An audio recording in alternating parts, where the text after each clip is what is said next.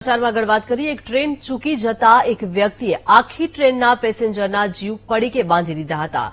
જી હા, માત્ર એક ટ્રેન ચૂકી જતા તે ટ્રેનને આગળના સ્ટેશનથી પકડવા ટ્રેનમાં બોમ્બ હોવાનો ખોટો ફોન અમદાવાદ રેલવે કંટ્રોલમાં કર્યો અને પોલીસ હરકતમાં આવી ગઈ। ઘટનાની ગંભીરતાને લઈ વચ્ચે આવતા તમામ રેલવે સ્ટેશન પર પોલીસનો કાફલો ખડકી દેવામાં આવ્યો।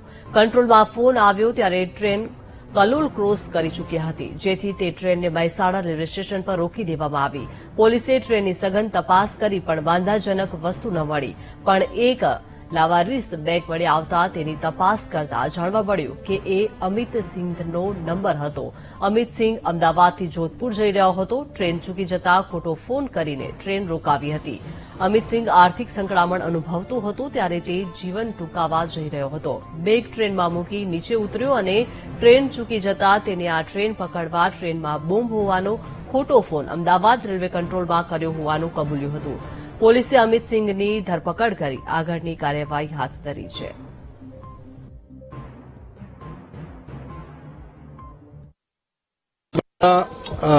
ટ્રેનની ચેકિંગ ચાલુ કરવામાં આવેલી, જેમાં બધી ટ્રેનની ચોક્કસ રીતે ચેકિંગ થઈ, બધા ડોગ સ્ક્વોડ અને બીડીડીએ સ્ક્વોડ દ્વારા, જેમાં કોઈ વાંધોજનક વસ્તુ મળેલી નથી। એના પછી એક ડબ્બામાંથી એક બેગ, જેના કોઈ વાલી વારીસ હતા નહીં, એ બેગ કબજા કરવામાં આવેલા।